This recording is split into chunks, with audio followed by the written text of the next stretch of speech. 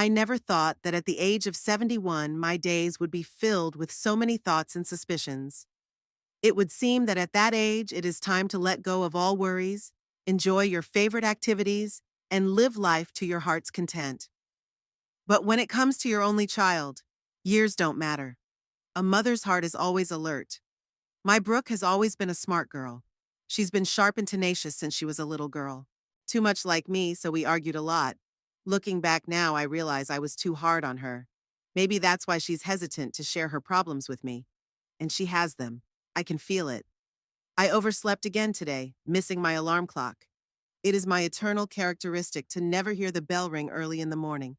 In 30 years as an English teacher, I never learned to get up with the first bell. Even in retirement, when there is no need to rush anywhere, I continue to struggle with myself.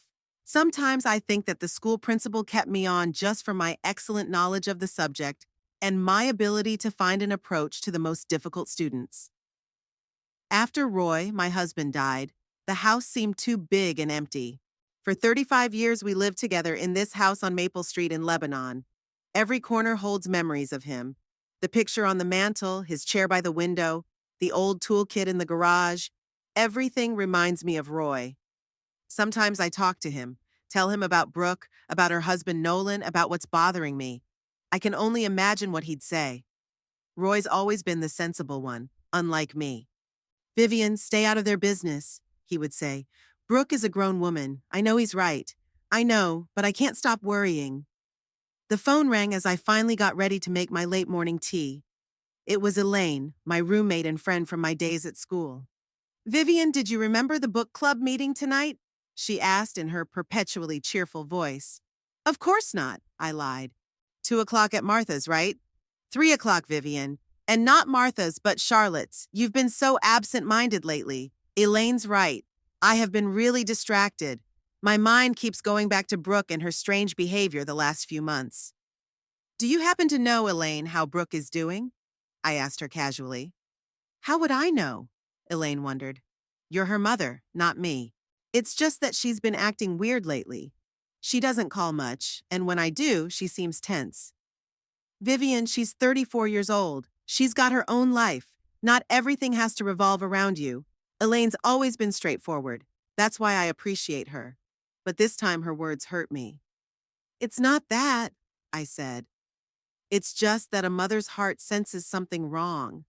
And then there's that husband of hers." "There you go again," Elaine sighed. "Nolan is the perfect husband for Brooke. He works as an engineer, provides for his family, bought a house. What more do you want? What do I want? For him to look at my daughter the way Roy looked at me, with love, with admiration. Not that polite smile that you can't see behind." After the call, I decided to stop by Brooke's unannounced. She lives in a new neighborhood in Lebanon, 15 minutes away from me. Her and Nolan's house is typical middle class, 2 stories with a manicured lawn and a 2-car garage. It's too perfect, too picture perfect. Like a commercial for happy married life. Brooke opened the door and couldn't hide her surprise. "Mom, is something wrong? Do I need an excuse to visit my own daughter?" I tried to smile as casually as possible. "Of course not, it's just—" She hesitated. "I wasn't expecting you today. I was in the neighborhood, so I thought I'd stop by. Are you busy?" "No, come on in." Brooke stepped back, letting me into the house. "Only I don't have much time. I have to leave for work in an hour." Brooke works as an interior designer. Not the most stable profession, in my opinion, but she's always loved creativity. As a child, she was constantly rearranging the furniture in her room, changing the curtains, gluing wallpaper. Roy encouraged these hobbies, and I was worried about the future. I wished she'd chosen something more secure like law or medicine. But Brooke went her own way. We walked to the kitchen, where Brooke poured me tea. She looked tired. There were shadows under her eyes that she tried to cover up with makeup. "How are you doing, honey?" I asked, watching her reaction carefully. "I'm fine, Mom. A lot of work. The new project is taking a lot of energy." "How's Nolan?" "He's fine too," Brooke answered a little too quickly. "He's busy on a big project right now, and he's been delayed a lot." I nodded, taking a sip of my tea. There was something in her voice I didn't like. Some kind of uncertainty. as if she didn't fully believe her own words. You and him aren't planning to, you know, a baby? I asked cautiously. Brooke almost choked on her tea. Mom! We already talked about it. When we're ready, we'll decide for ourselves. Of course, honey. I was just asking. You've been married 5 years, and I'd like to have grandchildren. Let's not talk about that, okay? Her voice sounded tense. Okay, let's not, I agreed, but something in her reaction made me uneasy. We talked some more about the weather, about my book club, about Brooke's new project, the usual mother-daughter conversation. But something wasn't right. Brooke seemed to be keeping her distance, too careful with her choice of words. When the sound of the door opening came from the hallway, Brooke flinched. It's Nolan, she said. He was supposed to be at work. My brother-in-law walked into the kitchen, a tall, trim man with a neat beard. When he saw me, he froze for a moment, but immediately smiled his trademark polite smile. Vivian, what a pleasant surprise, he said, kissing my cheek. I could smell his cologne, too expensive for a normal workday. He was wearing a suit but no tie, the top button of his shirt undone. I thought you were at the facility today, Brooke said, exchanging a quick glance with her husband. The meeting ended early, Nolan replied. I decided to stop by the house for lunch. He walked over to Brooke and kissed her lightly on the lips. It was a normal gesture for a married couple, but something about it felt forced, like he was doing it on purpose for me to see what a caring husband he was. I was just leaving, I said, getting up. I have book club tonight. Already? Brooke looked both disappointed and relieved. You just got here. I don't want to be late. I grabbed my bag. Besides, I won't interrupt your lunch. Nolan walked me to the door. Thank you for coming, Vivian, he said. You're always welcome. I smiled back, but inside I was gnawing with worry. As I got into the car, I saw Brooke and Nolan talking intensely through the window. Brooke was shaking her head, and Nolan was holding her by the shoulders as if urging her to do something. All night at the book club, I couldn't focus on the discussion. My thoughts kept coming back to Brooke and Nolan. What were they hiding from me? Why did Brooke react so strangely to the baby question? Why did Nolan come home in the middle of the workday? The next day, I called Brooke, but she didn't pick up. She texted me, Sorry, Mom. I can't talk right now. I'll call you back later. But she didn't call back. 2 days later, I tried to contact her again. This time she answered, but the conversation was a little stilted. Brooke said she was fine, but her voice sounded strange. When I asked if she was sick, Brooke said she was just tired. Mom, I have to run. I'll talk to you this weekend, okay? And she hung up before I could say anything. Saturday morning, I decided to stop by again. This time I called ahead. Nolan answered the phone. Vivian, good morning. His voice sounded tense. Unfortunately, Brooke isn't home. She's gone to see a client. On a Saturday? I wondered. Yes, an urgent project, Nolan replied. She'll be back late tonight. I sensed he was lying. I don't know why I was so sure of it, but a mother's heart is rarely wrong. Tell her I called, I said, and hung up. All day long, I felt anxious. In the evening, I couldn't take it anymore and called Brooke's cell phone. She answered after the 5th ring. Mom, is something wrong? In the background, I heard a woman's laughter and music. Where are you, Brooke? I asked. Nolan said you were at a client's. Yeah, she stammered. I stopped by Tess's after the meeting. I haven't seen her in a while. Tess has been Brooke's friend since college. I always thought she was frivolous and not the best choice for friendship. I see, I said, feeling my anxiety growing. I'll leave you alone. Have fun. I didn't sleep well that night. I dreamed of Roy standing at our bedroom window, looking at me reproachfully. Vivian, he said, stay out of their business, but I knew something was wrong, and I had to find out what it was. In recent weeks, I'd noticed that Brooke and Nolan were acting strangely. There was always some kind of whispering, interrupted conversation when I walked into the room. At first, I thought it was my shyness. Years of loneliness after Roy's death had made me more suspicious, but now I was sure they were hiding something. On Sunday, I called my younger sister Doris, who lives in Portland. Do you think, I asked after the usual greetings, if an adult daughter is hiding something from her mother, does the mother have the right to intervene? Vivian, don't tell me you're spying on Brooke again. Doris sighed. I'm not spying, I said indignantly. I'm just worried.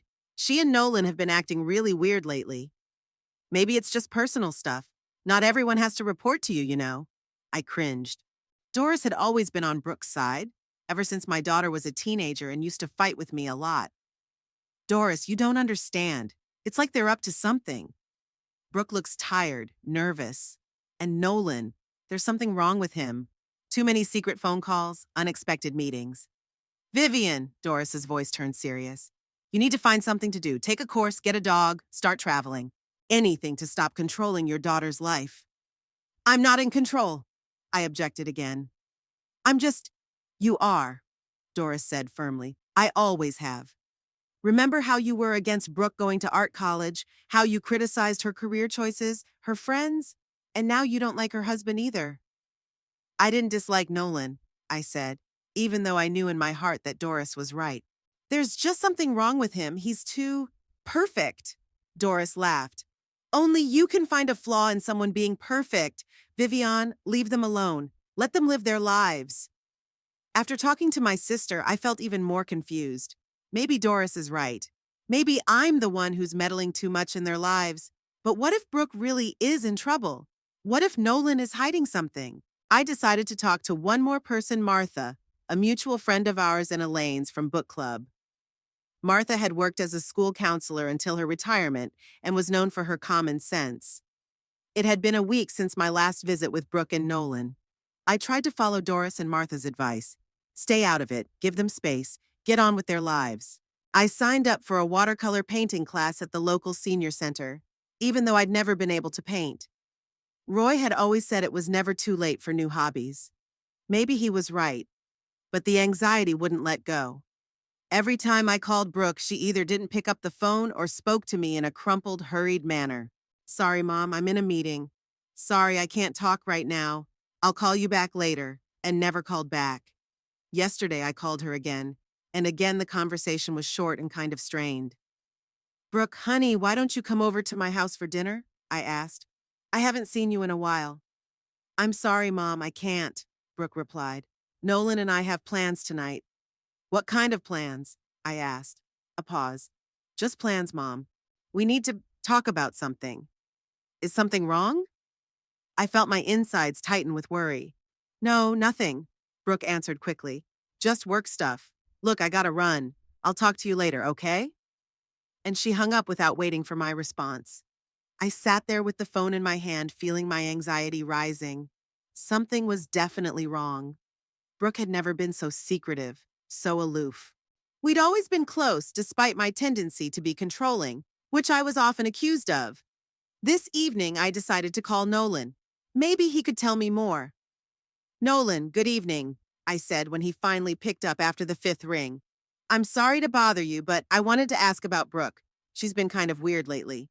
Weird? He sounded a little wary. In what way? Distant, secretive. You two are. What's going on, Nolan? Nothing's going on, Vivian, he answered too quickly.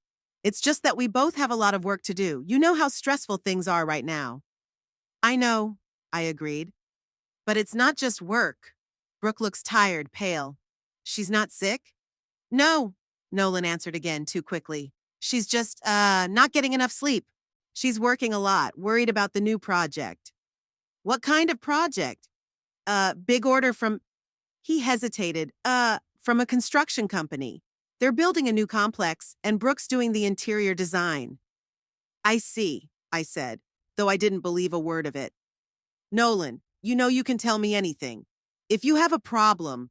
We don't have a problem, Vivian. His voice became harder. Everything's fine. Now, if you'll excuse me, I have another call on the other line. It's a work matter. I have to take it. And he hung up without saying goodbye. I stared at the phone, not believing what I was hearing. Nolan was always polite to the point of being cloying. Never interrupted a conversation so abruptly. Something was definitely wrong. The next day, I decided to stop by unannounced, just to make sure Brooke was okay. I arrived around 11 in the morning, hoping that Nolan had already left for work so I could talk to my daughter alone. To my surprise, both Brooke's and Nolan's cars were parked in the driveway. Strange. In the middle of the workday, both home? I rang the doorbell. No one answered for a long time. Then footsteps sounded, and Nolan opened the door. He was in his house clothes, a t-shirt and jeans, like he wasn't even going to work. Vivian? He didn't hide his surprise. What are you doing here? I came to see Brooke, I answered, trying to sound casual. Can I come in? Nolan hesitated, then reluctantly stepped back, letting me into the house. Brooke's resting, he said. She didn't sleep well last night, and I decided to stay home to take care of her. Is she sick? I asked, feeling my heart clench with worry. No, just tired, Nolan answered, leading me into the living room. Would you like some tea? No thanks. Can I see Brooke? She's asleep, Vivian. It's best not to wake her. I took a good look at my son-in-law. He looked tired, too. The circles under his eyes, the tense lip line, the mussed hair. Nolan, what's going on? I asked him bluntly. And don't tell me it's nothing. I can see that you're both exhausted. What are you hiding? Nolan sighed and ran his hand through his hair, a gesture I'd only seen him do when he was nervous. Vivian, I appreciate your concern, but this is between me and Brooke. When the time comes, we'll tell you everything. At that moment, Brooke's voice came from the bedroom on the second floor. Nolan, who are you talking to? It's your mom, Nolan answered, throwing me an apologetic look. A moment later, Brooke appeared on the stairs. She was in her robe, her hair disheveled, her face pale. When she saw me, she froze halfway down the stairs. Mom? What are you doing here? I came to see you, dear, I answered, walking toward the stairs. I was worried. You look awful. What's wrong? Brooke came down and hugged me, but mechanically, without the usual warmth. Nothing's wrong, Mom. I'm just tired. I didn't sleep well. Why? What's keeping you awake? Brooke and Nolan exchanged quick glances. Work, Brooke replied. Lots of new projects, deadlines. But you're home in the middle of the day, I pointed out. And so is Nolan. If it's so busy, why are you both here? I felt sick this morning, Brooke said, avoiding my gaze. Nolan stayed behind to watch me. Bad? What do you mean? I scrutinized her face. You look really pale. Maybe you should see a doctor. No need, Brooke answered too quickly. It's just a little weak. It happens. Have you been feeling that weak a lot lately? I asked, starting to guess. Brooke looked at Nolan again. Sometimes, she admitted reluctantly. But it's no big deal. Really, Mom. Are you pregnant? I asked her bluntly. Brooke flinched, her cheeks turning slightly pink. No, why would you think that? You're pale, you're tired, you get sick in the morning, I listed. Classic signs. It's not, Brooke started, but Nolan interrupted her with a hand on her shoulder. Let's all calm down and have some tea, he suggested, smiling strainedly.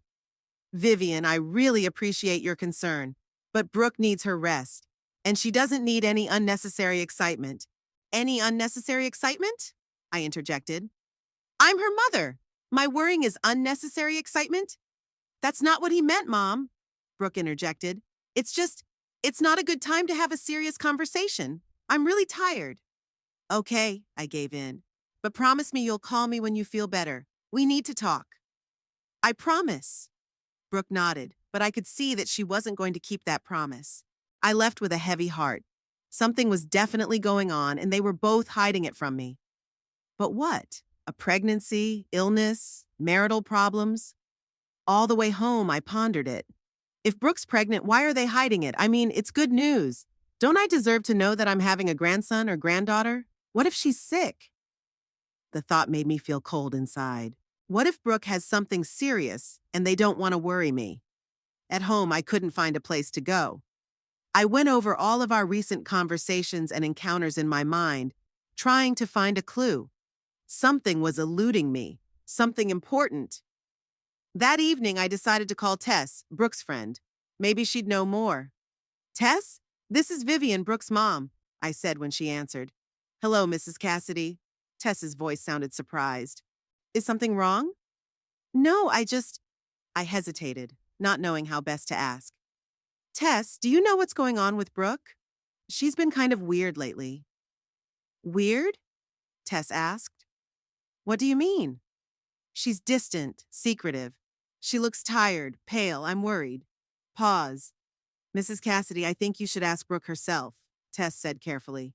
I've tried, I sighed. But she won't talk. You're her best friend, Tess. If you know something. Yet, Tess was clearly hesitant. Brooke and I haven't had a heart-to-heart in a while. She canceled our last meeting, said she wasn't feeling well. How long has that been going on? I asked. A couple months, I guess, Tess replied. She's been calling less often, refusing to see me. I thought she was just busy with work.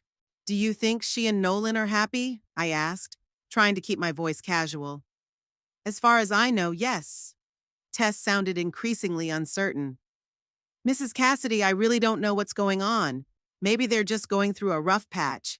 All couples go through that? I thanked Tess and hung up, feeling even more confused. Even Brooke's best friend didn't know what was going on, or didn't want to say. Over the next few days, I watched Brooke and Nolan's house, not getting any closer, just driving by at different times.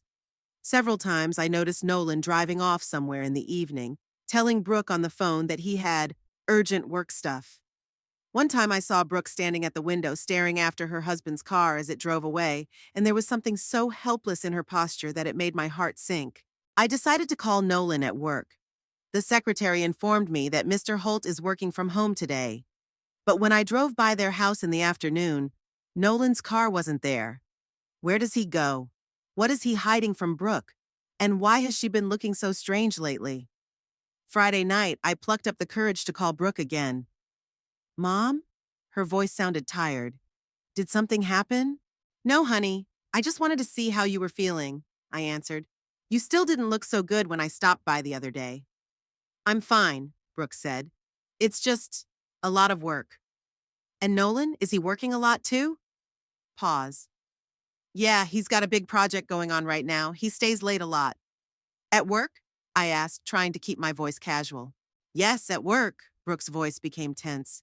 Where else? I don't know, I shrugged, though she couldn't see it. Just asking. Mom, Brooke sighed. I know you're worried, but believe me, it's okay. Nolan and we're fine. But something in her voice said otherwise, like she didn't quite believe what she was saying. Brooke, I'm taking a chance, but if he's doing something that upsets you, you can tell me. I'm on your side, always. What are you talking about? There's a note of steel in her voice. Nolan doesn't do anything like that. He's a wonderful husband. Of course, darling, I agreed quickly. I just wanted you to know that no matter what happens, I'm here for you. Thank you, Mom. Brooke's voice softened. I appreciate that. But really, it's okay. We just need some time to deal with some things. What, Brooke? I couldn't help but ask. It's between me and Nolan, she said firmly. When the time comes, we'll tell you everything. For now, please give us space. After that conversation, I felt even more confused and worried. Something was definitely going on between Brooke and Nolan. Something they didn't want to tell me about. Saturday morning, I drove by their house again and noticed that Nolan's car was in the driveway and Brooke's car was gone. Where had she gone so early on her day off? I decided to call her cell phone. Her cell phone was off. That's weird. Brooke always kept her cell phone on. I dialed their home phone number. Nolan answered. Good morning, Vivian. His voice sounded strained. To what do I owe the honor? Good morning, Nolan, I said. I just wanted to talk to Brooke. Is she home? No, he answered after a short pause. She's out of town, on business. What kind of business? I asked innocently. Saturday morning? Business, Nolan answered briefly. She had a meeting with a client.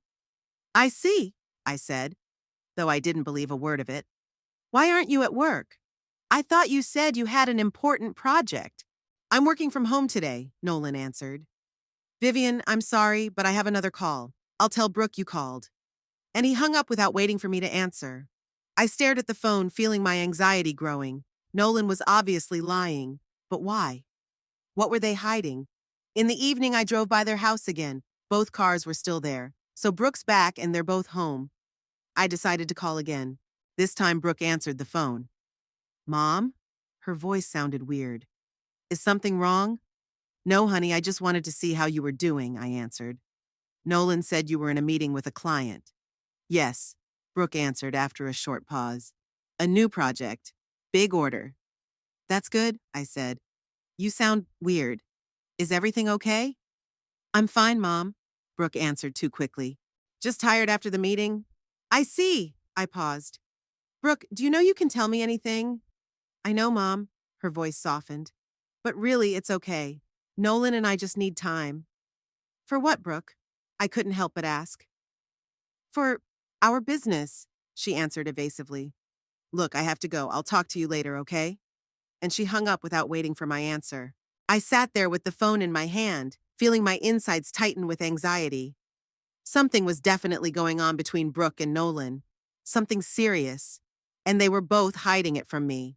The next day, Sunday, I decided to stop by unannounced again, just to make sure Brooke was okay. As I pulled up to their house, I noticed that Nolan's car was in the driveway, but Brooke's car wasn't. Had she gone somewhere else on her day off again? I rang the doorbell. No one answered for a long time, then footsteps sounded, and Nolan opened the door. He looked tired, but he had his usual polite smile on his face when he saw me. Vivian, what a surprise, he said, letting me into the house. Brooke isn't home. She's gone out on business. Another work meeting? I asked skeptically. No, this time. Nolan stammered. She went to see Tess. They hadn't seen each other in a while. I nodded, pretending to believe him. But inside I was seething with resentment. I knew he was lying.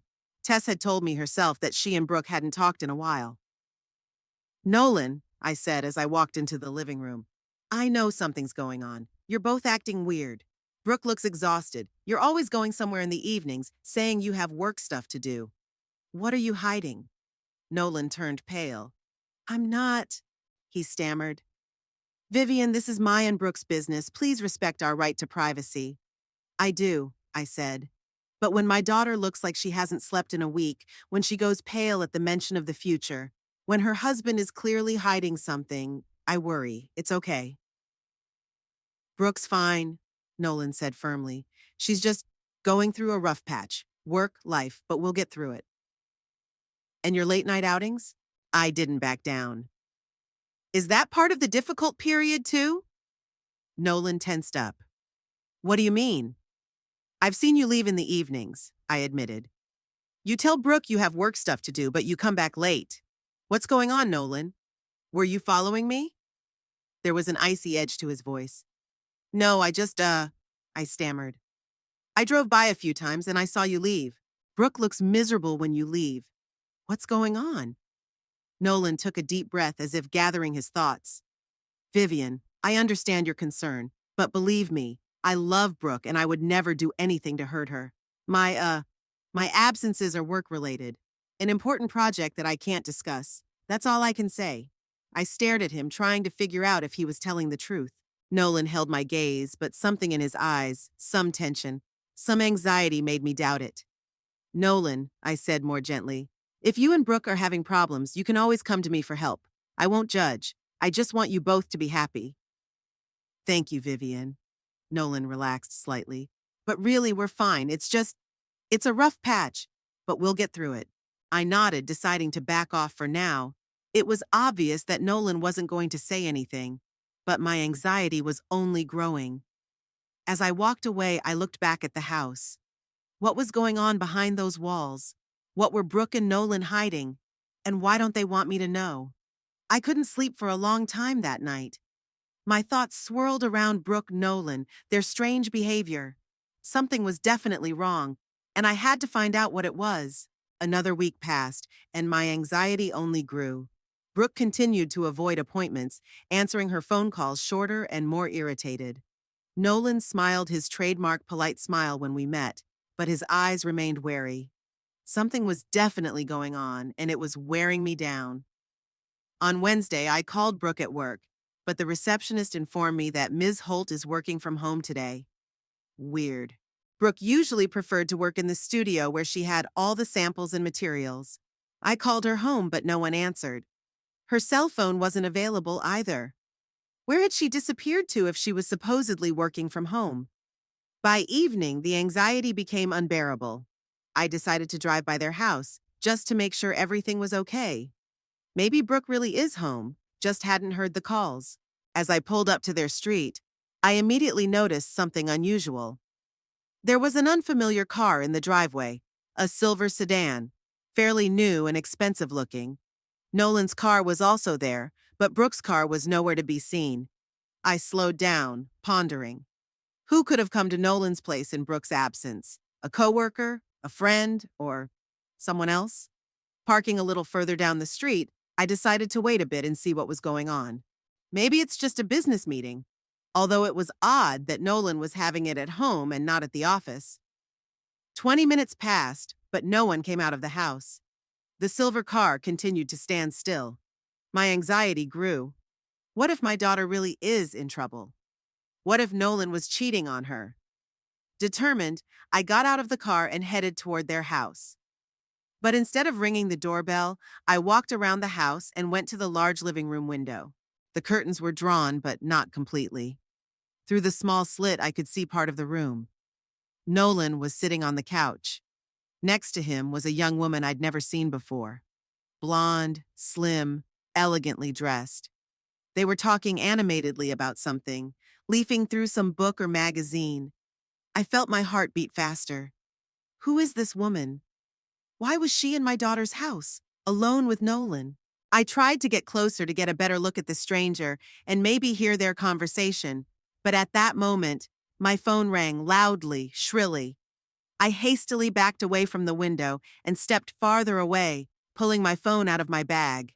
It was Elaine calling. "Vivian, where are you? We agreed to meet at the cafe an hour ago." "Oh, Elaine, I'm sorry, I stammered. I didn't know what to say. "I forgot. It slipped my mind." "What's going on with you?" Elaine sounded worried. "You're getting more and more distracted." "I know, I'm sorry. I'll be there soon," I lied. I couldn't leave now without finding out who the woman in Nolan's house was. "Don't. I'm leaving now." Elaine sighed. "But next time, please be more careful. I was worried." I apologized again and hung up. Then I went back to the window, only to find that Nolan and the stranger had gone somewhere else. There was no one in the living room. Where had they gone? To another room? I walked around the house looking in the other windows. There was no one in the kitchen either. The windows of the bedroom on the second floor were closed with curtains. The thought made me feel hot. Had Nolan really brought this woman into the bedroom he shared with my daughter? Was he really that shameless? I turned back to the living room window, pondering what to do next. Should I ring the doorbell? But what would I say? "Sorry, Nolan. I happened to be passing by and thought I'd stop by while I was spying on you through the window." At that moment, I noticed there was a patio in the backyard with a sliding glass door leading to the living room. They often left it ajar in the summer for ventilation. Maybe I could overhear their conversation from there. Carefully, trying not to make any noise, I walked around the house and up onto the patio. To my relief, the door was indeed slightly ajar. Apparently, the house was stuffy, and Nolan had decided to air it out. I froze, listening. At first, there was nothing but the ticking of the clock in the living room. Then there were footsteps, and Nolan and the stranger came back into the room. They were carrying cups of something hot, tea or coffee. "It's important that you understand that at critical moments, I can be very painful," the woman said, sitting down next to Nolan on the couch. "A lot of people aren't prepared for that." "I can handle it," Nolan answered, looking her straight in the eyes. "I'd do anything for you." I felt the blood rush to my face. "What kind of pain are they talking about?" "Good," the woman smiled softly.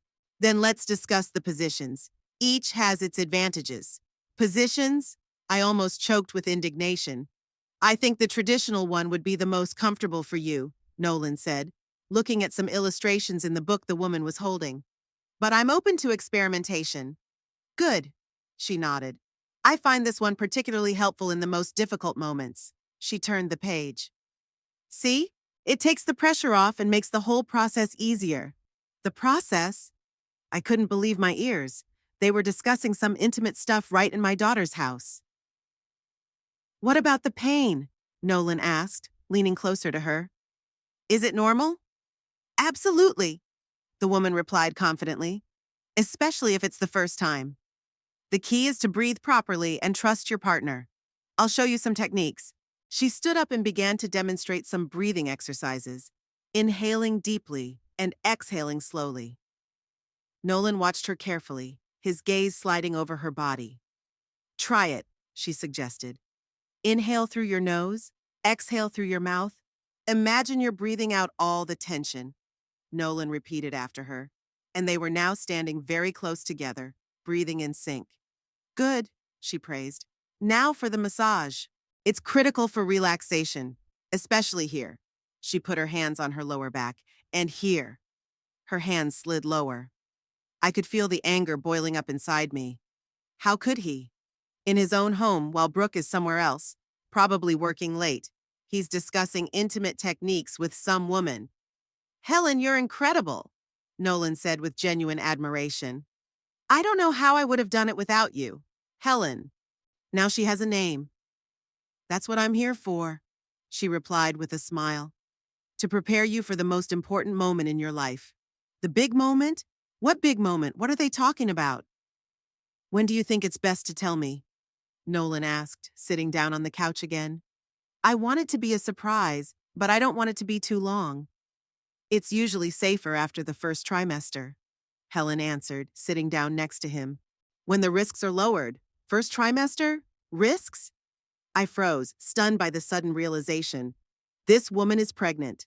By Nolan. That's why they're discussing birthing positions, pain, breathing. I'm worried, Nolan admitted. It's such a responsibility. What if I do something wrong? You'll be fine, Helen said confidently. The main thing is to be close and supportive. At times like this, a woman is especially vulnerable. And you?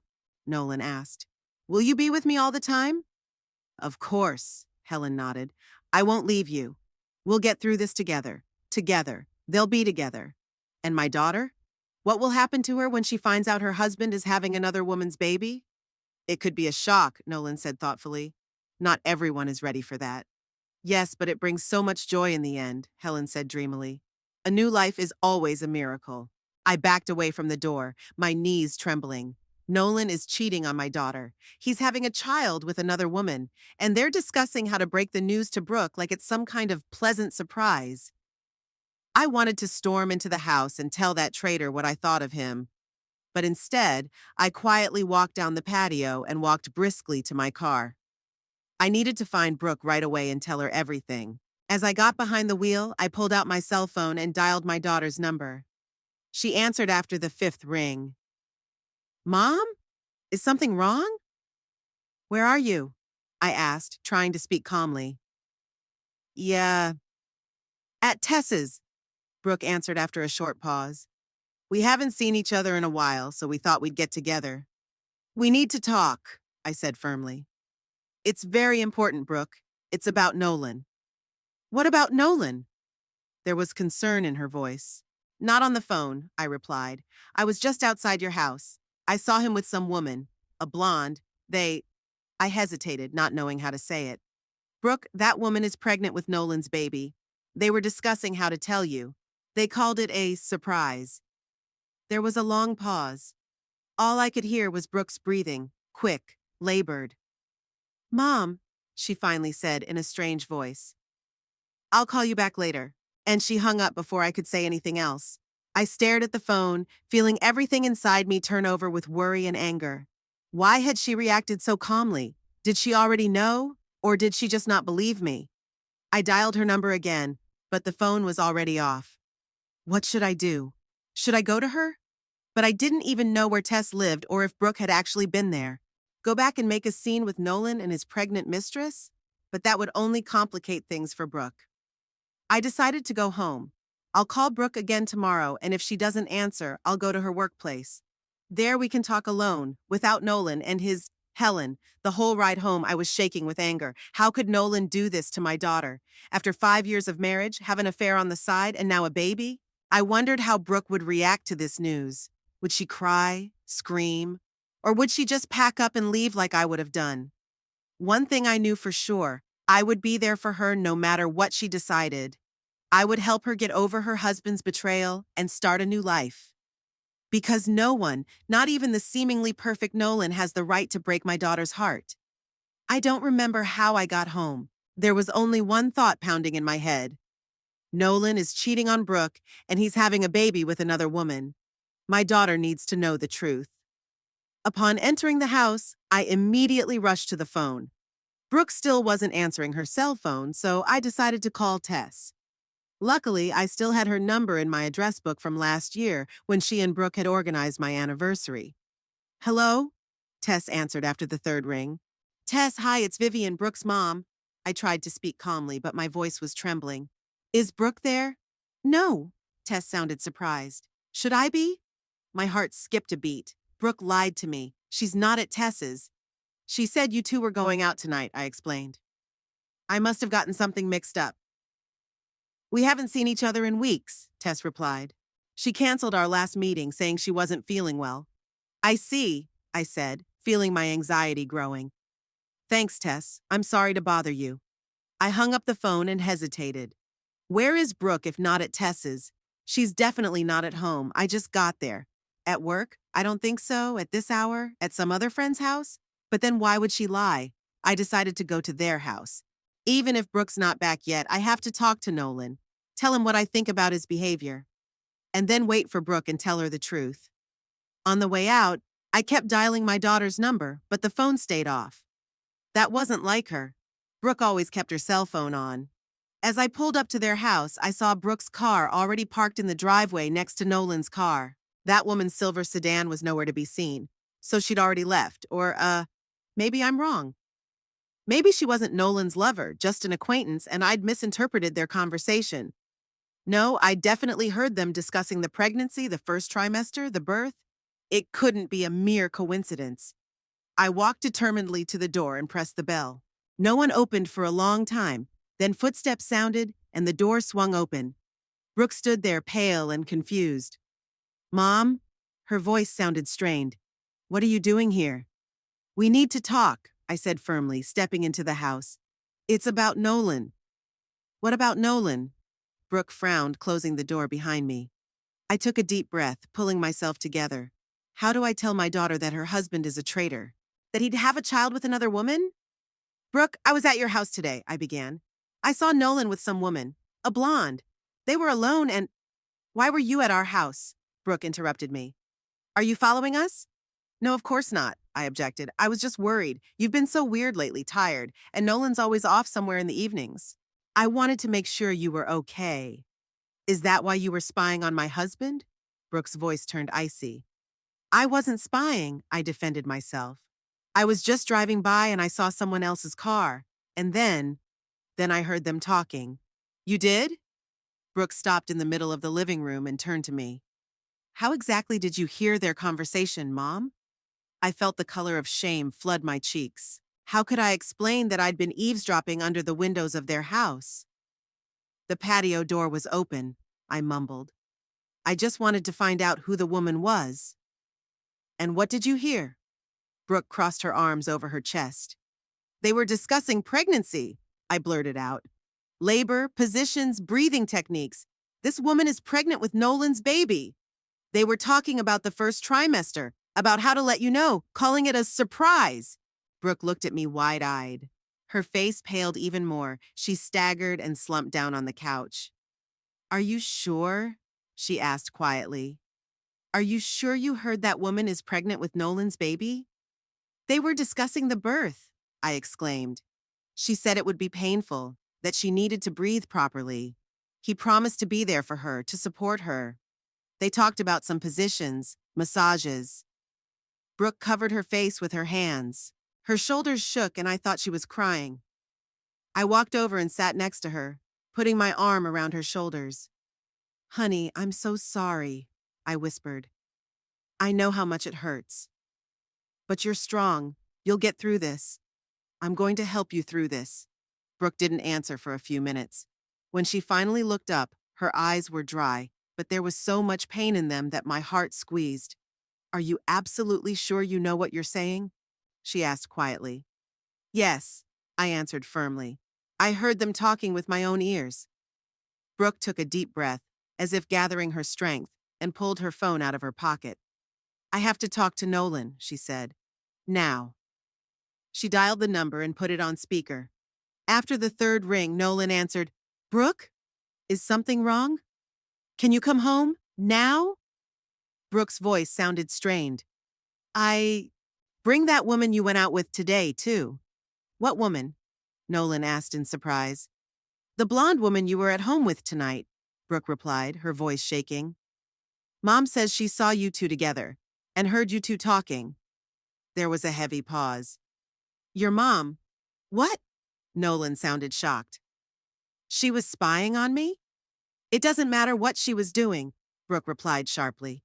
What matters is that she overheard you discussing the pregnancy, the birth, and some kind of surprise for me. Is it true, Nolan? You're having a baby with another woman? What? Nolan exclaimed. No, God, no. Brooke, this is some kind of crazy misunderstanding. Then explain it, Brooke demanded. Who is this woman? What were you talking about? Yeah, Nolan stammered. Look, it's hard to explain over the phone. I'll be right there. And yes, I'll try to bring her too, although I'm not sure she'll agree after this. Okay, Brooke said. I'll be waiting. She hung up the phone and turned to me. Her eyes were a mixture of fear, anger, and confusion. He's denying everything, I said. Of course, what else do you expect? Wait, Mom. Brooke shook her head. Let's hear his explanation first. What explanation could there possibly be? I was outraged. I heard them discussing the pregnancy, the birth, the positions. He said he'd be there for her, that he would support her. There could be another explanation for everything, Brooke said quietly. There had to be another explanation. I could see that she was desperately clinging to the hope that this was all just a terrible misunderstanding. I wanted to keep her from being disappointed, but I didn't know how. I heard what I heard. We sat in silence, waiting for Nolan to arrive. Brooke was pale and tense, glancing at her watch every now and then. I held her hand, trying to be supportive, but I felt like she barely noticed my presence. Finally, after what seemed like an eternity but was really about 20 minutes, we heard the sound of a car pulling up, 2 doors slammed. So he really had brought that woman with him. Brooke jumped up and rushed to the door. I rose to follow, ready to protect my daughter if I had to. The door opened and Nolan walked in. Behind him was the blonde woman I'd seen this afternoon. Now she looked worried and a little embarrassed. Brooke, Nolan began. This is Helen. Helen, this is my wife, Brooke. Nice to meet you, the woman said, extending her hand. Although I would have preferred to meet under different circumstances. Brooke mechanically shook her hand, but her gaze was fixed on Nolan. Explain, she demanded. Who is she? Why were you discussing pregnancy and childbirth? Nolan took a deep breath. Helen is a doula, he said, a specialist in pregnancy and childbirth support. A doula? Brooke frowned. Why do we need a doula? Nolan and Helen looked at each other. Why don't we sit down? Helen suggested. This is a bit of a tricky situation. We all walked into the living room. Brooke and I sat on the couch. Nolan sat in the chair across from us, and Helen stood, as if ready to leave at any moment. Brooke, Nolan began, looking directly at his wife. I know you're pregnant. Brooke gasped, her hand instinctively resting on her stomach. What? She whispered. How? I found the test in the bathroom 2 weeks ago, Nolan explained. You hid it, but not very well. Why didn't you say anything? Brooke asked. Because I realized why you were hiding it, Nolan replied softly. After what happened last time, you're afraid. Afraid to hope again and to lose again. Brooke's lips quivered. I stared at both of them in amazement. Brooke was pregnant and hiding it even from me? I wanted to help, Nolan continued, but I didn't know how. Then I heard from a colleague about doulas, women who specialize in pregnancy and childbirth support. They help with fears, prepare for labor physically and emotionally. That's true, Helen interjected. Many women, especially those who have experienced a miscarriage, turn to doulas. We don't replace doctors, but we can provide the support that medics are often unable to provide. I found Helen through referrals, Nolan said. She's one of the best in Lebanon. Her schedule is booked months in advance, but she agreed to help us when I told her about our situation. It was supposed to be a surprise, he continued, looking guiltily at Brooke. I wanted to wait until you were ready to tell me about the pregnancy yourself, and then introduce you to Helen. Today we discussed the details of our partnership, different techniques that might help you during labor. Brooke looked at her husband with wide-open eyes. Tears were streaming down her cheeks. Did you know all this time? She whispered. And you didn't say a word? I wanted you to be ready to talk about it, Nolan answered. I knew how scared you were. I watched the scene, feeling the ground slipping away from under my feet. I guess I'd misunderstood. Nolan wasn't cheating on Brooke. He had a surprise in store for her, a specialist to help her deal with her pregnancy after she'd suffered a miscarriage, and I'd ruined it. So, Brooke said slowly, turning to Helen, you discussed my pregnancy, my labor? Yes, Helen nodded. Nolan wanted to know what techniques could help you both during labor, how he could support you, what positions would ease the pain, how to breathe properly. And talking about the first trimester, I asked, still trying to make sense of the situation. I explained to Nolan that after the first trimester, the risk of miscarriage is greatly reduced, Helen replied. That it was usually a safe time to start telling family and friends about the pregnancy. And you were talking about a surprise for Brooke, I remembered. Yes, Nolan nodded. The surprise was supposed to be my knowledge of the pregnancy and Helen's help. I wanted to wait for Brooke to tell me and then surprise her by telling her that I'd already prepared everything. Brooke covered her face with her hands and cried. Nolan immediately moved over to the couch and hugged her. I'm sorry, he whispered. I didn't mean to upset you. I thought it would help. You don't understand, Brooke sobbed. I was so afraid to tell you. I was afraid you'd worry too, that something would go wrong again. And you knew all along and you prepared this gift for me. She lifted her tear-stained face and kissed her husband. I sat stunned, not knowing what to say. I felt terrible. Because of my suspicions, my distrust of Nolan, I had ruined such an important moment for Brooke. I think I'd better leave, Helen said quietly. You two need to talk in private. No, please stay. Brooke turned to her. There are so many things I need to ask you. About the pregnancy, about the birth. I'm so scared. Of course, Helen smiled softly. That's what I'm here for. But maybe some other time?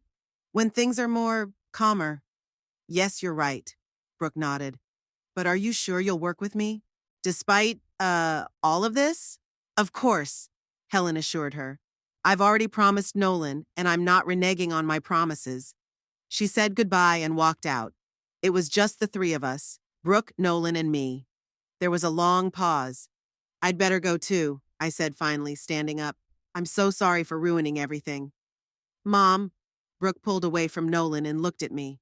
There were still tears in her eyes, but now there was disappointment in them too. Why did you just assume the worst? Why couldn't you just ask Nolan who this woman was? Yeah, I stammered, not knowing what to say.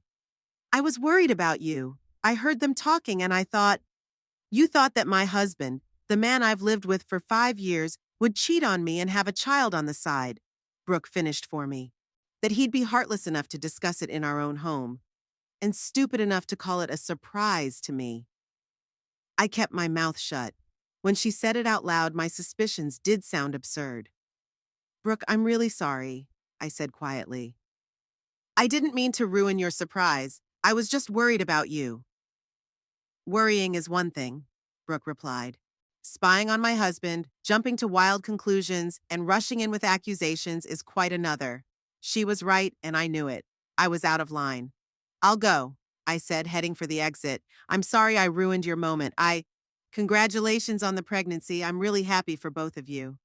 Thank you, Brooke replied shortly. I turned around at the door. Brooke, is there anything I can do to make this right? I asked. I'd like to be there for you during your pregnancy to help. Not now, Mom. Brooke shook her head. I need space right now. We need space. I'll call you when I'm ready to talk. I nodded, feeling tears come to my eyes. I wanted to hug my daughter, to tell her how happy I was for her, how happy I was to have a grandson or granddaughter. But I realized that now was not the time. I had done too much. I love you, I said, and I'll be waiting for your call. Brooke nodded but didn't say anything. Nolan stood beside her, his hand on her shoulder, protective, supportive. I walked out of the house, feeling devastated and ashamed. Getting into my car, I didn't start the engine right away. I needed time to realize everything that had happened. I was so sure that Nolan was cheating on Brooke that I didn't even allow myself to think that there could be another explanation. I was ready to destroy my daughter's marriage based on nothing more than an overheard conversation I misinterpreted. And now Brooke is pregnant. I'm going to have a grandson or granddaughter. But will Brooke ever be able to forgive me for what I did today? Would I be able to be a part of their child's life after all this? I started the car and slowly pulled onto the road. My head felt heavy with thoughts and regrets. I thought about what Brooke had said, that I needed to learn to respect their boundaries. Maybe she was right. Maybe I really was meddling too much in her life, thinking I knew better. On the way home, I stopped at the park where Brooke and I used to walk often when she was little. No one was there now. It was too late for children's games. I sat down on a bench and let myself cry for real. I cried for the daughter's trust that I had lost, about the grandson or granddaughter I might not get to see as often as I'd like, for Nolan, whom I never appreciated, and about myself, a woman who was so sure she was right that she couldn't see the truth in front of her. It's been a week since I blew it. A week of silence. Brooke hadn't called, hadn't responded to my texts. I dialed her number several times, but when I heard my daughter's voice on the answering machine, I hesitated to leave a message. What could I say? I'm sorry I suspected your husband of cheating. I'm sorry I ruined the surprise he was preparing for you. The words seemed empty and meaningless. On Monday, I couldn't take it anymore and drove to their house. I parked nearby, watching the house from my car like the ultimate stalker. Brooke's car was nowhere to be seen. She was probably at work. Nolan's black SUV was parked there. Maybe he was working from home. I hesitated to ring the doorbell. What would I tell Nolan? After I'd basically accused him of cheating on me, spying on him, ruining his surprise for Brooke. What words could I say to make things right? I left feeling even more depressed. When I got home, I called Doris, my little sister. She always had a way with words. Did you really do it? Doris gasped when she heard my story. Vivian, how could you? I thought I was protecting my daughter, I said for probably the 100th time. No, you weren't, Doris said sharply. You were interfering. You always do. You've never been able to stop Vivian. Not with Brooke, not with Nolan, not with anyone. Her words hurt, but I knew she was right. What do I do, Doris? I asked. How do I fix this? For starters, give them space, my sister replied. If Brooke says she needs time, respect that. Don't call every day. Don't come over uninvited. Just wait. But what if she doesn't want to see me at all? My voice shook. What if I can't be a part of her child's life? It'll be your fault, Vivian, Doris said harshly. And you'll have to live with that. But I don't think it will come to that. Brooke loves you no matter what.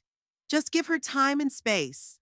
And when she's ready to talk, apologize for real. Don't make excuses. Don't pass the blame. Just admit you were wrong.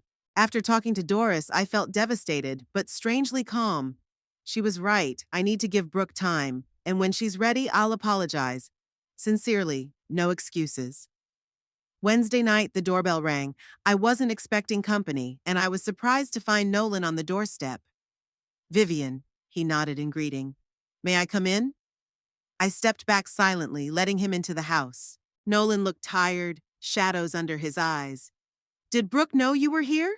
I asked as we walked into the living room. Yes, he answered, sitting down in a chair. She asked me to talk to you. Asked you? I couldn't hide my surprise. Why not by herself? Because she's still too upset, Nolan explained, and I need to talk to you about some things. I nodded, preparing myself for the worst. Maybe they decided that I wouldn't see their baby again, or maybe they'd move to another town away from me. Brooke's pregnant, Nolan began. 13 weeks. The first trimester went well, and the doctors say everything's fine, but she's still very worried. It's only natural after a miscarriage. I understand, I said quietly. No, Vivian, you don't understand. Nolan shook his head. Brooke isn't just worried. She's under constant stress. She's afraid she's going to lose the baby again. And your, meddling has only made it worse. I lowered my eyes, feeling a lump come up in my throat. I'm so sorry, I whispered. I know, Nolan said, suddenly soft. And Brooke knows too. But you see, it's not just about that. It's about constant control, about breaking boundaries. You've always treated Brooke like that, like a child who can't make her own decisions. I wanted to object, to say that I wasn't, that I was just taking care of my daughter. But the words stuck in my throat, because somewhere deep down inside, I knew Nolan was right. Brooke and I talked a lot, he continued, and we made a decision.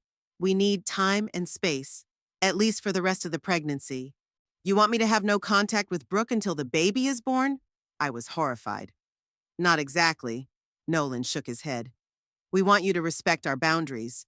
No surprise visits. No interrogations about what we do and how we do it. No advice unless we ask for it. I nodded, realizing these were fair demands, though painful for me. But will I be able to see Brooke? I asked. Be around during the pregnancy? Of course, Nolan answered. If you follow these rules, Brooke loves you, Vivian. She wants you to be a part of our baby's life, but not on any terms. I understand, I said quietly. I'll try. Good, Nolan stood up. Then Brooke will be expecting you on Sunday for lunch, 2 o'clock, if you agree to our terms. Of course I do. I stood up too. Tell Brooke I really look forward to seeing her. Nolan nodded and headed for the exit. He turned around at the door. One more thing, Vivian. I really do love your daughter, more than anything in the world. I would never do anything to hurt her. I hope someday you'll believe that. After he left, I sat in silence for a long time, thinking about our conversation. Nolan was right. I'd always treated Brooke like a child who couldn't make her own decisions. I was controlling, meddling, giving unsolicited advice, and I never thought about how it was affecting her, and now she's pregnant. She's getting ready to be a mom, and if I want to be a part of her baby's life, I need to change. Learn to respect her boundaries, her decisions, her choices. I pulled out a photo album of Brooke's baby pictures. Here she is, newborn in my arms. Here she is taking her first steps, clinging to my fingers. Here she is going to first grade, proudly carrying a huge bouquet. Here's her high school graduation, a beautiful young woman with a serious look in her eyes. When did she grow up? When did she stop being my little girl and become a grown woman ready to start her own family? And why hadn't I noticed it? Sunday came simultaneously too fast and agonizingly slow. I was so excited to see Brooke that I changed clothes 3 times that morning, not knowing what to wear. I finally settled on a simple blue dress. Brooke had always said that color suited me. I bought a bouquet of her favorite lilies and a small gift for the baby, a soft toy, a giraffe with a long neck and kind eyes. Nothing special, just a token of attention. As we pulled up to their house, I felt my heart pounding with excitement. What if Brooke is still mad? What if our meeting turned into another awkward, tense conversation? I took a deep breath, trying to calm myself down. Everything would be fine. I'll be on my best behavior. No unsolicited advice, no questions about what they're doing or how they're doing it. Just genuine joy for their future child and a willingness to be supportive if they asked. Brooke opened the door. She looked better than last time. Her cheeks were pinker. There was a sparkle in her eyes. Though her belly was still barely visible under the loose dress, she had that special glow that pregnant women have. Mom, she smiled, but the smile didn't touch her eyes. Come in. Hi, honey. I handed her the bouquet. These are for you. Thank you. Brooke took the flowers. Come on in, Nolan's in the kitchen, finishing up dinner. I walked into the living room, trying not to show how nervous I was. There were some pamphlets and books on pregnancy and childbirth on the table. Next to it was a notebook with notes in Brooke's handwriting. She'd always been organized, liked to plan everything. Would you like some tea? Brooke asked, coming back from the kitchen where she'd taken the flowers. I'd love some. I nodded. She left, and I sat there not knowing where to put my hands. Normally, I would have gotten up, walked over to the table, looked at what Brooke was reading, maybe given her some tips on how to better prepare for labor. But right now, I realized I had no right to do that. Not now, with our relationship hanging by a thread. Brooke returned with 2 cups of tea. Nolan followed her, carrying a plate of cookies. Hello, Vivian. He nodded at me, setting the dish on the table. I'm glad you came. Thank you for the invitation, I replied. I thank you for stopping by the other day. It means a lot to me. Nolan nodded and went back into the kitchen, leaving Brooke and me alone. There was an awkward pause. How are you feeling? I finally asked. Nolan said the first trimester went well. Yeah. Brooke smiled slightly. The morning sickness is almost gone, and the doctor says all the vitals are normal. That's great, I smiled back. Yeah, I'm really happy for you, Brooke. I really am. Brooke nodded, but didn't say anything back. She looked at me, studying me like she was waiting for something. I wanted to bring a little present for the baby, I said, pulling a toy giraffe out of my bag. It's nothing special, just. Mom, Brooke interrupted me. Let's talk honestly. I froze with the toy in my hands, feeling my insides clench with the anticipation of a hard conversation. Sure, I nodded, setting the giraffe down on the couch beside me. Nolan told me about your conversation, Brooke began. About what we agreed about boundaries and space. Yes, I confirmed. And I totally agree, Brooke. I realized that I was wrong to interfere too much in your life. I'll try to change. It's not just that Helen thing. Brooke shook her head. It's been going on for years, Mom. You always thought you knew better. That my decisions were wrong. That my choices from my profession to my husband weren't good enough. I wanted to object, to say that wasn't true, that I was just worried, wanted the best for her. But the words stuck in my throat. Because Brooke was right. I did criticize her choices a lot, thinking I knew better. You're right, I admitted quietly. I was too controlling, and I regret it. Brooke looked at me in surprise, clearly not expecting that answer. I want to change, I continued. For you, for your baby. I want to be the grandmother my grandchildren are happy to see, not the one whose visits make everyone tense. The corners of Brooke's lips trembled in a weak smile. I'd like that, Mom, she said, but I need to know that you'll actually respect our boundaries. That you won't eavesdrop on our conversations, criticize our decisions, give unsolicited advice. I promise, I said firmly. I'll be there for you when you ask, and I'll back off when you need space. I will support your decisions, even when I don't agree with them. And I'll try to trust Nolan. He's a good man and he loves you. I can see that now. Brooke stared at me for a long moment as if assessing the sincerity of my words. Then she nodded. Good, she said. Then let's try this again. Nolan came out of the kitchen carrying a large plate of lasagna. Lunch is ready, he announced. I hope you're hungry, Vivian.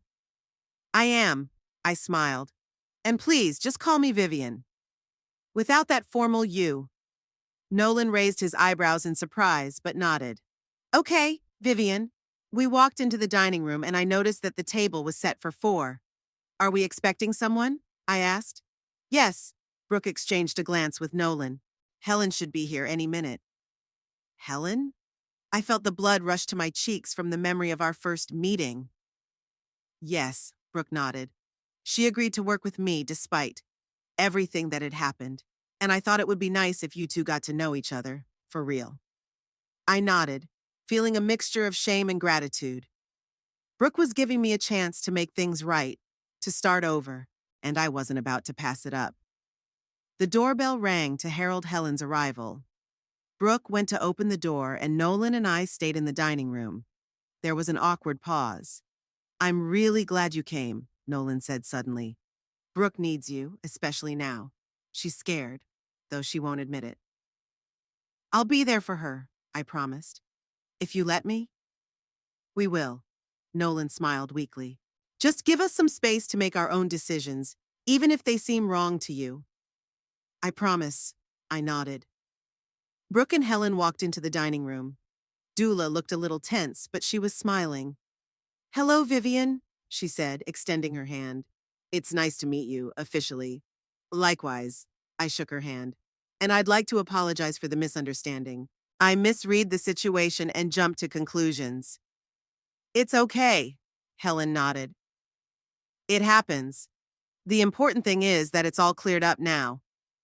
We sat down at the table, and the conversation gradually turned to more pleasant topics: Brooke's pregnancy, the plans for the future, the baby's room. We don't know if it's a boy or a girl yet, Brooke said. We'll find out at the next ultrasound in 2 weeks. My money's on a girl. Nolan smiled. Just as pretty as Mommy. I think it's going to be a boy, Brooke countered. I just have a feeling. Whatever the baby decides, Helen said, the important thing is that it's healthy. Right, I agreed. And though I wanted to add that statistically women with a previous miscarriage were more likely to have boys, I held back. No unsolicited advice, no, I know better, I promised. After lunch, Helen said goodbye. She had an appointment with another client. Nolan volunteered to escort her out, leaving Brooke and me alone. She's very professional, I said when we were alone. I'm glad she'll be with you during the pregnancy and labor. Yes, Brooke nodded. She's already helped me a lot with my fears. And Nolan, too, told me how he could support me during labor. That really was a wonderful gift from him, I admitted. And I'm sorry I messed it up. You didn't ruin it, Mom, Brooke said softly. Yes, the moment of surprise was lost, but the important thing remains. Helen has agreed to work with me, and she's really helping. We were quiet for a while, just enjoying each other's company without tension or reticence. I'm glad you came today, Brooke finally said, and that we were able to talk frankly. I've missed it. Me too, I admitted, and I promise I'll try to change, to be a better mom and a better grandmother. Brooke smiled and suddenly hugged me. I hugged her back, feeling tears of relief and joy come to my eyes. I love you, Mom, Brooke whispered. No matter what. I love you too, sweetheart, I replied. More than anything. When Nolan returned, we were already sitting on the couch looking at the ultrasound pictures Brooke had pulled out of the drawer. A tiny little man curled up in the safe cocoon of his mother's womb. My future grandson or granddaughter. Would you like to come with us to the next ultrasound? Brooke asked me out of the blue. When will we know the sex of the baby? I was confused at such a suggestion. If you want me to be there, I replied cautiously. I'd love to be there. We would, Nolan confirmed, taking a seat next to Brooke. This is an important moment, and we'd like to share it with you. I felt a lump come up in my throat. They were giving me a chance to be a part of their baby's life, despite all the mistakes I'd made, all the boundaries I'd crossed. Thank you, I whispered. I would be very happy to go with you. When it was time to leave, I felt different than when I'd arrived. It was as if the weight I'd been carrying in my chest since the day I'd overheard Nolan and Helen talking was finally starting to let go. I'll call you about the ultrasound, Brooke said as she walked me to the door. It's in 2 weeks, Thursday. Sure, I nodded. I'll look forward to it. I turned around in front of the car. Brooke and Nolan were standing in the doorway, his hand on her shoulder. They looked like the perfect couple, young, beautiful, expecting a baby. And maybe for the first time, I saw what had always been in front of my eyes. How much they loved each other. How happy they were together. As I got into the car, I thought about how close I came to destroying that happiness with my suspicions and interference, and how grateful I was that I'd been given a chance to make it right. At home, I pulled out an old box of Brooke's baby clothes that I'd kept all these years. Little socks, hats, halters. They looked old-fashioned now, but some were in great condition. The hand-knitted sweaters Brooke's grandmother had made, the blanket I'd embroidered myself while waiting for my daughter to be born. Maybe my grandson or granddaughter could use some of these things, or maybe Brooke will want everything to be new, modern, and that will be her decision, which I will respect, because it's not about the stuff, it's about the relationship. Trust that I've lost and now I have to earn back. The respect for boundaries that I'm just learning. The love that was always there, but often hidden behind my desire for control. I put my things back in the box. Time enough to decide what to do with them. The other thing that's more important right now is making a fresh start. To be there when asked and to step back when space is needed. To support without controlling. To love without imposing. I knew it wouldn't be easy. Habits formed over years don't disappear overnight. But for Brooke, for her baby, for our future together, I was willing to try.